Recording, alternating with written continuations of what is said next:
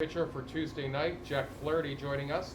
Please use the hand raise function at the bottom of the screen, and we will get started as soon as we have everybody set. Zach Silver, MLB.com. Hey Jack, after your last start, when you kind of start to realize that you and Lucas might face off against each other, and what has this past week been like, I guess, in the lead up, kind of getting ready for it?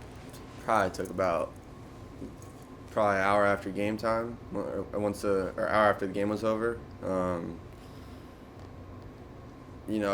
I saw he pitched earlier that day, and I wasn't sure what their schedule was because if he was thrown on 5 days rest or whatnot, then I saw that they had the off day the next day too. So I reached out to him and just saw what was up. It's like, are you throwing on Tuesday?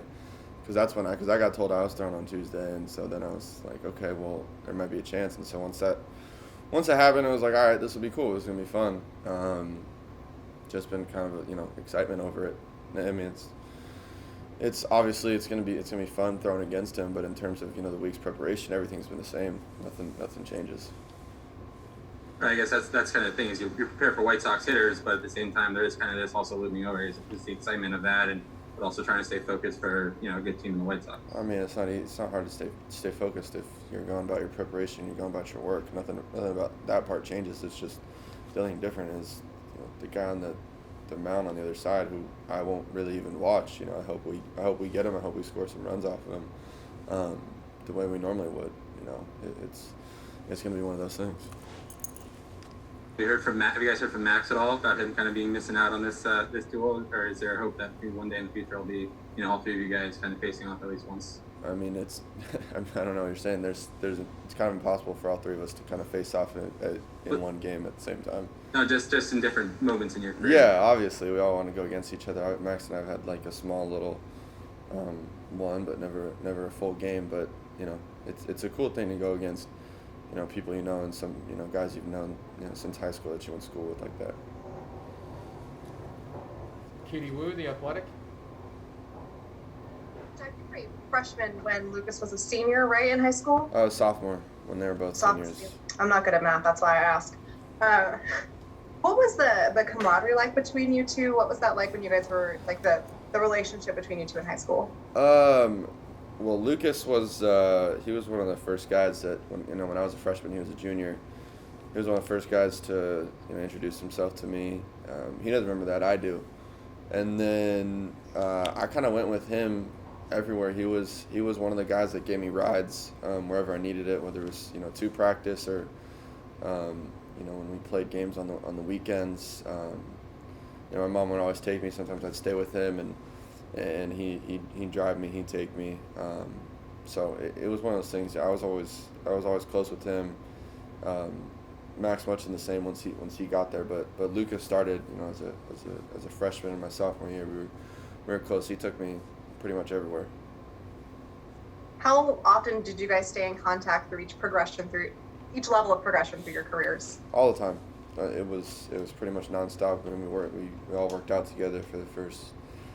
For my first 2.5 years in pro ball, we all worked out together. Throw together whenever it's possible. But it's been nonstop. So, just to have that opportunity to be fun.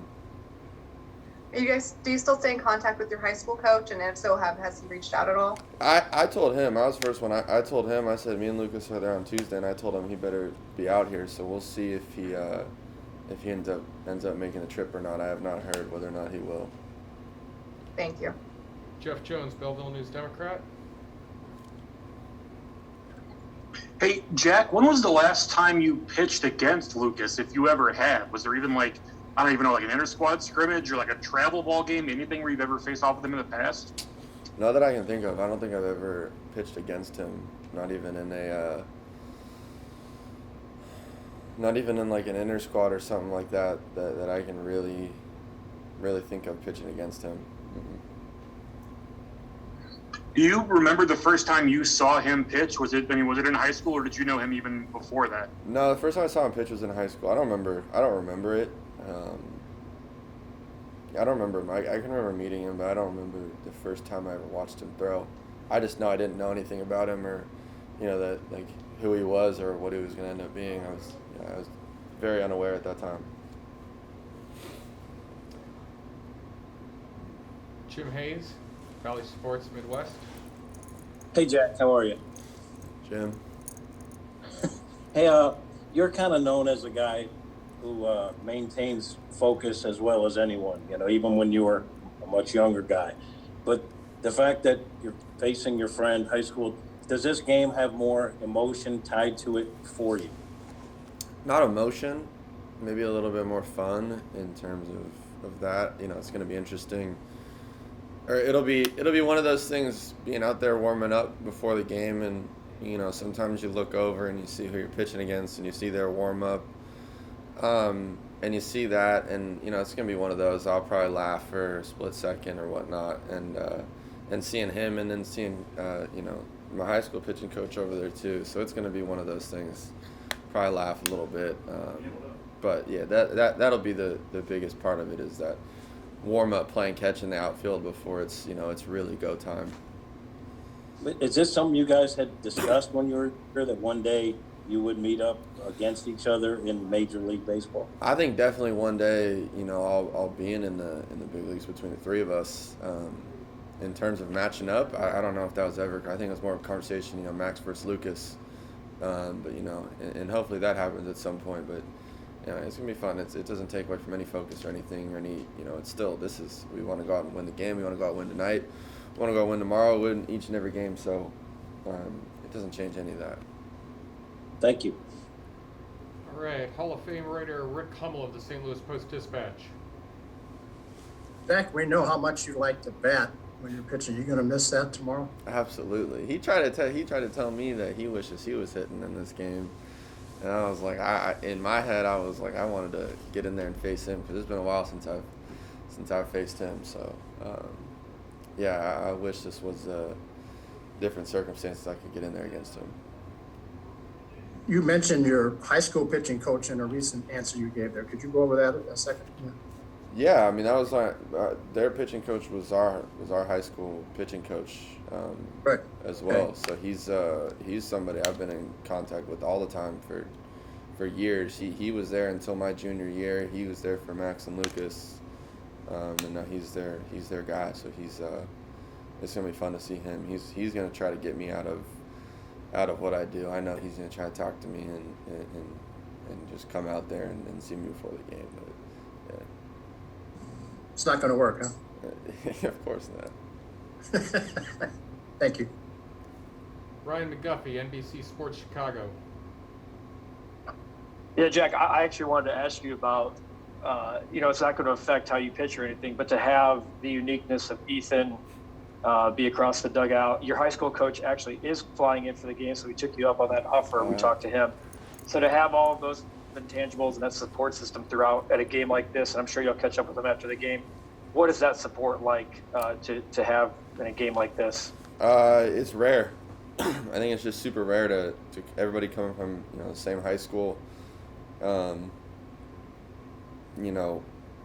Coach coming out, and then with Ethan on the other side. It's just pretty cool. It's something that I don't know when that's ever happened, if it'll ever happen again.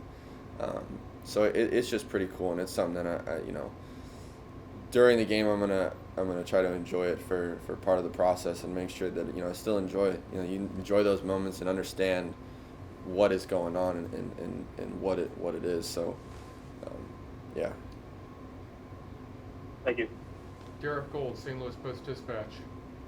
It's tough to follow Ryan. Always tough to follow Ryan, but good to see him.